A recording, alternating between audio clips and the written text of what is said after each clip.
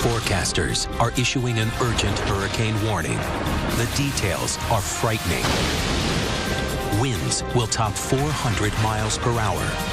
The storm is 16,000 miles across. It will last for centuries. The good news, no cities are in danger because this storm is on the planet Jupiter. Jupiter's Great Red Spot is more than a Category 20 hurricane. It's 500 million miles away, but we can't help wondering what it would be like on Earth. A storm on Earth with the intensity of the Great Red Spot would be truly devastating. The water would pile up and would be several hundred feet deep. And it would move on a storm track so slow, it would seem to last forever. The storm would be there for a long, long time. It would not be a fun place to be. Watch out. It's space weather at its worst. The biggest storm in the solar system. Earth's is just one kind of weather. On other planets, there are storms beyond the imagination, climates and conditions that we hope to never see on Earth. But could they happen here? And if so, could we survive? Deadliest space weather. The planet Jupiter is the monster of the solar system. Its mass is 2.5 times as much as all the other planets combined. The biggest planet in the neighborhood also has the biggest storm in the solar system. A mammoth hurricane-like system with 400-mile-per-hour winds, known as the Great Red Spot. What would happen if a storm with winds so strong appeared on Earth? It would be a day we hope never happens. Weather satellites pick up a freak hurricane in the open ocean. No hurricane on Earth has ever had winds faster than 200 miles per hour until now. Hurricanes on Earth already do extensive damage. Well, think of one with 400-mile-an-hour winds. If you double the speed, that's actually 4 times the energy of these swirling particles. It would really cause a lot of damage. In 2012, coastal cities in the U.S. were devastated by Superstorm Sandy. Any shorelines now directly in this bigger storm's path would face extreme danger. Sandy's effects would be dwarfed when the huge storm approaches land. Like any hurricane coming in over the water, it would create a storm surge. It would pile up water ahead of it. You would see something that truly is terrifying. A giant wall of water heading towards you.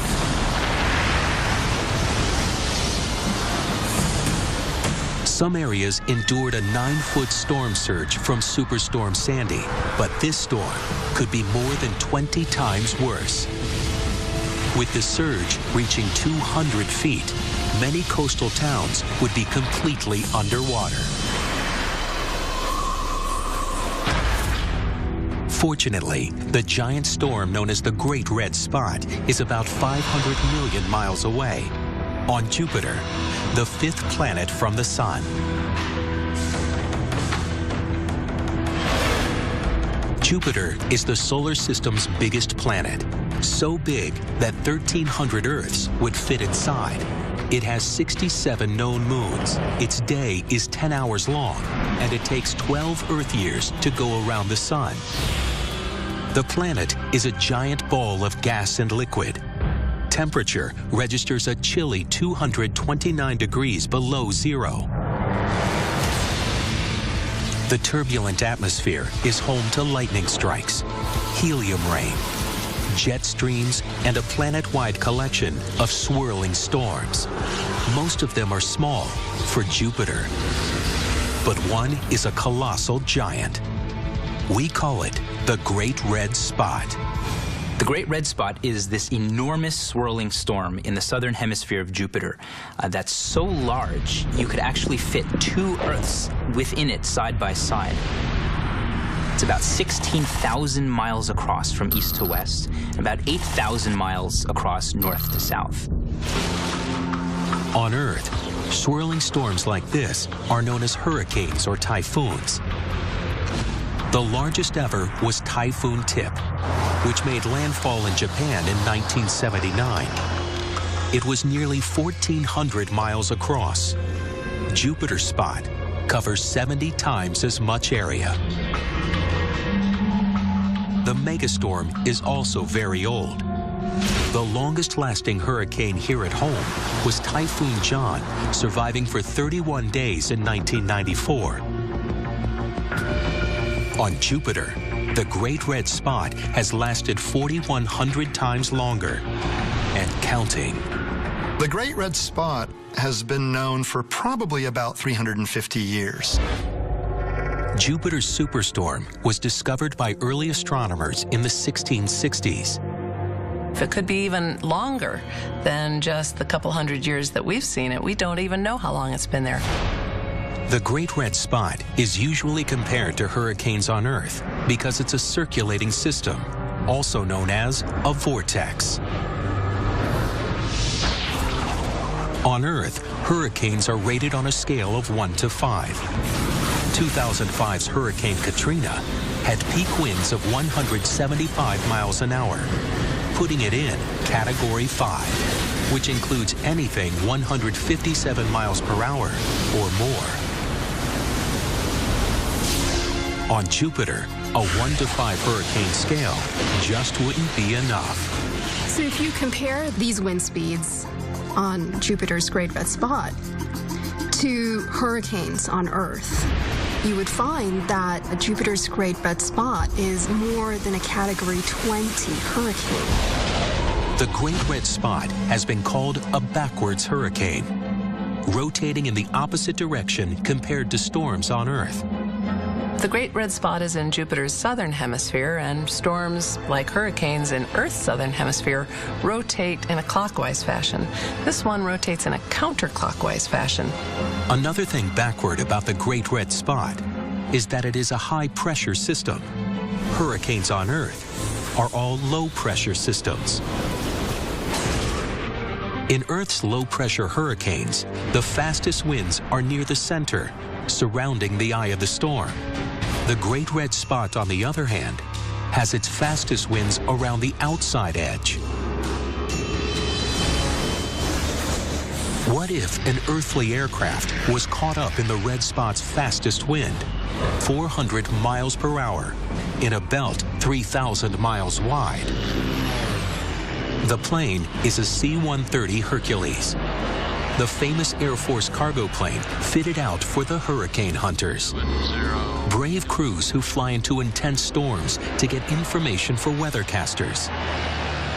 You would think that an aircraft would be shredded by the winds of the Great Red Spot. Around the periphery of the storm, the winds are very fast. They're 400 miles an hour, which is a good storm any way you look at it. In the center, though, it's quite calm. It seems incredible, but the hurricane hunters would find that their aircraft would survive easily if it flew into the storm.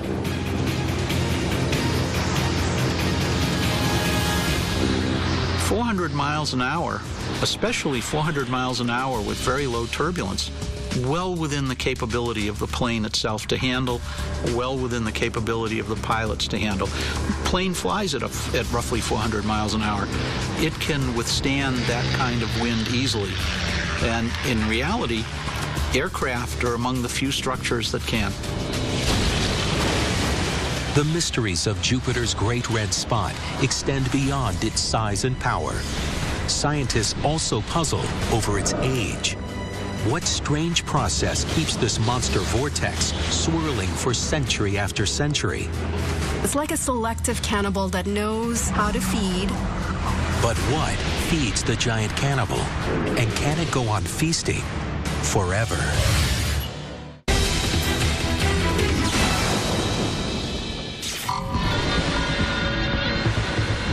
Jupiter's Great Red Spot is a high-speed storm with winds swirling around its edge at 400 miles per hour. It centers at 22 degrees latitude, south of Jupiter's equator, and creeps slowly to the west. As big as it is, it covers only a small percentage of the giant planet's surface. Even so, a scaled-down Great Red Spot covering the same portion of the Earth's surface would still be a monster 1,450 miles across. If the Earth had its own storm like the Great Red Spot, then it would center about 22 degrees south of the equator, over where Rio de Janeiro is today, for example. And the storm would be huge. It would be about as wide as South America is at that same latitude. Rio's landscape is like a bowl, open to the sea. The storm surge here would push the floodwaters up against the surrounding mountains. The water would pile up and would be several hundred feet deep for most of the 40 days it would take the storm to pass. High above the city is the famous statue of Christ the Redeemer, 100 feet high, weighing 700 tons. Like other monuments and tall buildings, it's built to withstand winds no higher than 200 miles per hour. The statue is made out of reinforced concrete. The relentless pressure of 400-mile-an-hour winds would loosen the statue from its base. The statue would probably fail all in one piece and come crashing and break up.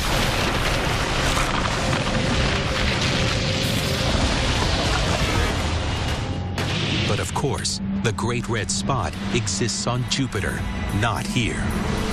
What has kept the giant vortex swirling for 350 years or longer? One reason might be that the storm doesn't go over land the way hurricanes do on Earth. When hurricanes cross over land, they lose their energy and peter out. Jupiter has no land surface at all. Even so, all of its swirling storms eventually dissipate. Only the Great Red Spot endures. There's theories about what causes the red spot to be there. We do not quite understand it. But one theory is when you have two jet streams going by each other in opposite directions, eventually you get little wave patterns, and eventually you can turn into these wheels, these little gears that you get between the two streams that are flowing past each other. And that's the theory that most people are buying into these days.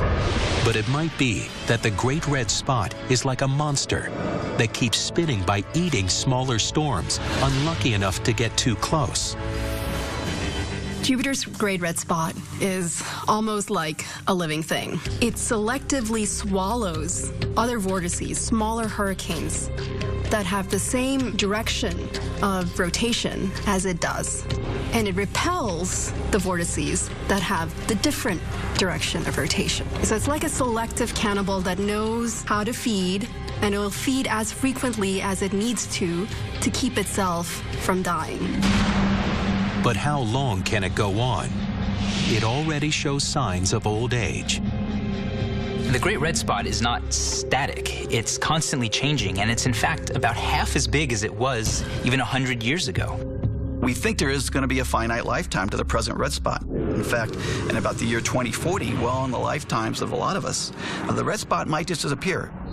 Jupiter's atmosphere will churn on, hardly missing its giant storm, until another one generates. The Great Red Spot's future remains a mystery for now, but some scientists are hoping to make the strange storm reveal how it works by creating their own red spot, right inside the lab.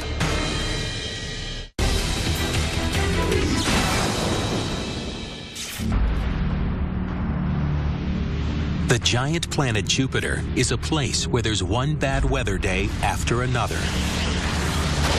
Below the colorful ammonia in the upper layer of Jupiter's clouds is a layer of water vapor, an ingredient for lightning storms. In these storms, water droplets and ice particles rub against each other and collide with each other, and that makes them charged. So you get a positively charged part of the cloud and a negatively charged part of the cloud. That sets up a strong electric field, exactly what you need for giant lightning bolts to go from one to the other. And the electric fields are so strong that the lightning bolts are far more powerful than those on Earth. There are 30 million lightning strikes from 100,000 storms each year in the United States. At many times the power of our own lightning. Suppose a Jupiter-sized bolt struck electric lines on Earth. The grid might handle a single jolt, but a cluster of strikes would be different. Instead of a minor blackout like we're used to, the lightning storm might plunge an entire city like Chicago into total darkness. On Earth, thunderstorms can be up to 13 miles high with deep, complex structures. But from space, all we see of the Great Red Spot is its upper surface. And to figure out how it works, scientists need to look at its shape in 3 dimensions. Researchers in Los Angeles are doing that by creating 3D simulations. They work with simple tanks of fluid sitting on top of rotating turntables, which simulate the atmospheres of rotating planets. Our rotating tank experiments have shown in a fairly simple system that rotation of a fluid naturally lead to the development of large-scale stable vortices, such as ones you see on the gas planets, like the Great Red Spot. But Jupiter's atmosphere is stratified into layers. Up high, the gas is thin, and it gets denser and denser as you go deeper into the planet, until the crushing pressure of gravity turns it into liquid.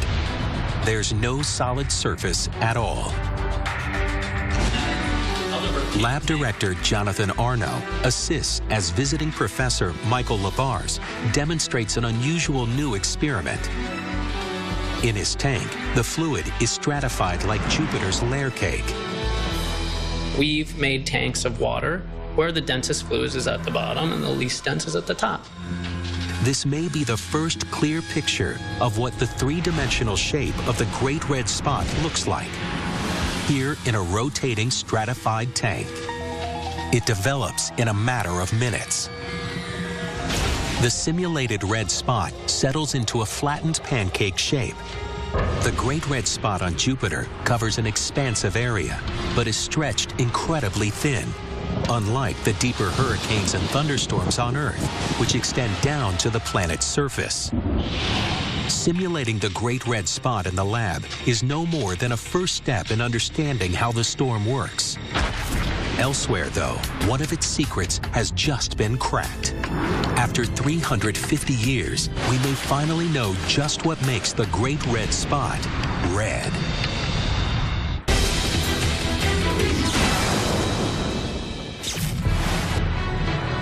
After watching Jupiter's Great Red Spot for up to 350 years, astronomers have discovered that it is a mammoth storm, surviving perhaps by gobbling up its innocent neighbors. Other smaller storms that happen to get in its path. And despite some of its mysteries being solved, one puzzle continues to nag us. Why is the red spot red? This has been one of the most outstanding questions in all of planetary science. On Earth, even the biggest hurricane is white when seen from space. Water, after all, reflects white light. So the Great Red Spot must be made of something else. We have just done a laboratory experiment which we think really does answer the question.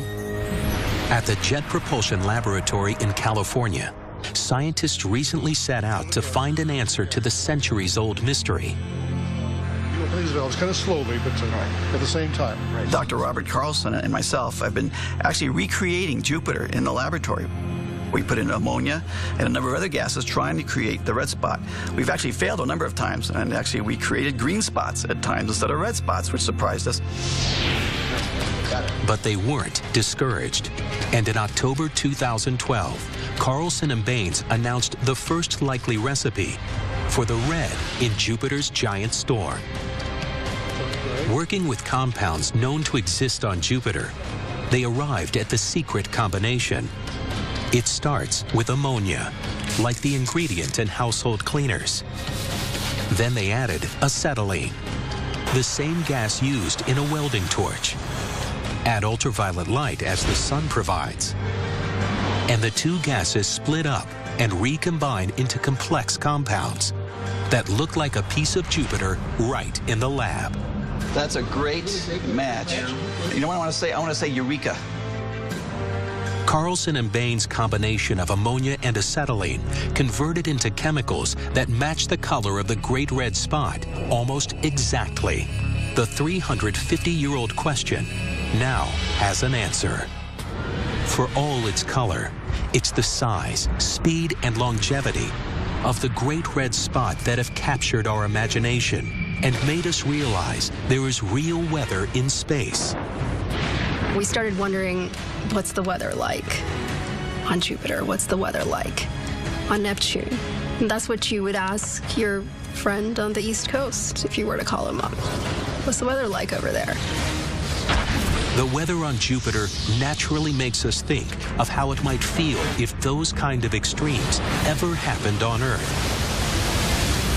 And while a Jupiter-sized storm on our own planet is impossible, we have our own version of superstorms, such as Hurricane Sandy, which showed that when it comes to weather, size definitely matters. Worse, with the surge reaching 200 feet, many coastal towns would be completely underwater. Fortunately, the giant storm known as the Great Red Spot is about 500 million miles away, on Jupiter, the fifth planet from the Sun. Jupiter is the solar system's biggest planet, so big that 1,300 Earths would fit inside. It has 67 known moons. Its day is 10 hours long, and it takes 12 Earth years to go around the Sun. The planet is a giant ball of gas and liquid. Temperature registers a chilly 229 degrees. In 2012, coastal cities in the U.S. were devastated by Superstorm Sandy. Any shorelines now directly in this bigger storm's path would face extreme danger. Sandy's effects would be dwarfed when the huge storm approaches land. Like any hurricane coming in over the water, it would create a storm surge. It would pile up water ahead of it. You would see something that truly is terrifying. A giant wall of water heading towards you.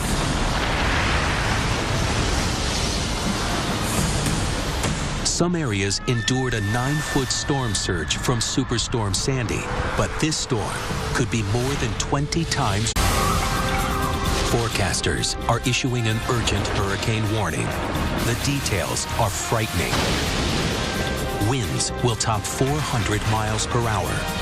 The storm is 16,000 miles across. It will last for centuries. The good news, no cities are in danger because this storm is on the planet Jupiter. Jupiter's Great Red Spot is more than a Category 20 hurricane. It's 500 million miles away, but we can't help wondering what it would be like on Earth. A storm on Earth with the intensity of the Great Red Spot would be truly devastating. The water would pile up and would be several hundred feet deep. And it would move on a storm track so also has the biggest storm in the solar system. A mammoth hurricane-like system with 400-mile-per-hour winds, known as the Great Red Spot. What would happen if a storm with winds so strong appeared on Earth? It would be a day we hope never happens. Weather satellites pick up a freak hurricane in the open ocean. No hurricane on Earth has ever had winds faster than 200 miles per hour until now. Hurricanes on Earth already do extensive damage. Well, think of one with 400-mile-an-hour winds. If you double the speed, that's actually 4 times the energy of these swirling particles. It would really cause a lot of damage. glow, it would seem to last forever. The storm would be there for a long, long time. It would not be a fun place to be. Watch out. It's space weather at its worst. The biggest storm in the solar system. Earth's is just one kind of weather. On other planets, there are storms beyond the imagination, climates and conditions that we hope to never see on Earth. But could they happen here? And if so, could we survive deadliest space weather? The planet Jupiter is the monster of the solar system. Its mass is 2.5 times as much as all the other planets combined. The biggest planet in the neighborhood